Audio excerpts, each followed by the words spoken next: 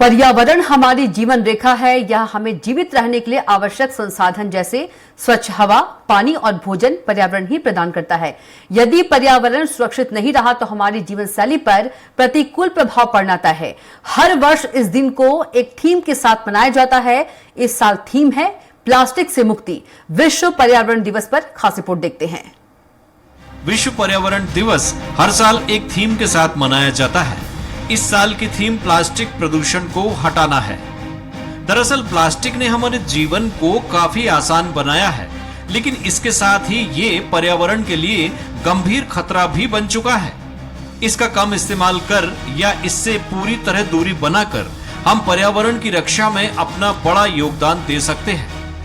बात मध्य प्रदेश की करें तो यहाँ प्रदूषण नियंत्रण बोर्ड प्लास्टिक कचरे में काफी कमी लाने के साथ पर्यावरण रक्षा के सभी उपायों पर तेजी से काम कर रहा है। हमें कोशिश ये करना चाहिए कि प्लास्टिक्स का यूज बहुत कम करें। अगर हम करते भी हैं तो रिसाइकल हो जाए और उससे हमारे वातावरण में ना आए और ह्यूमन को जो इफेक्ट्स पड़ रहा है वो ना हो। सुकून देने वाली बात यह है कि पर्यावरण रक्षा में सामाजिक भागीदारी भी बढ़ रही है।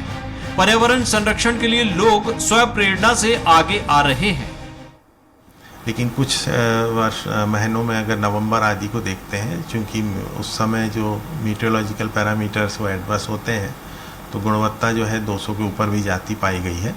और इस संबंध में जो नगर निगम है और अन्य जो विभाग है उनके माध्यम से नेशनल क्लीन एयर प्रोग्राम संचालित किया जा रहा है। पर्यावरण को मतलब एक लाइफ सेविंग के हिसाब से काम करना चाहिए। अगर पर्यावरण रहेगा तो ही हम लाइफ को सेव कर सकते हैं। सेग्रीगेट करके प्लास्टिक को यूज करना चाहिए और इधर उधर नहीं फेंकना चाहिए प्लास्टिक को। And this is one very wonderful way to celebrate the environmental day, reconnecting with nature as I call it.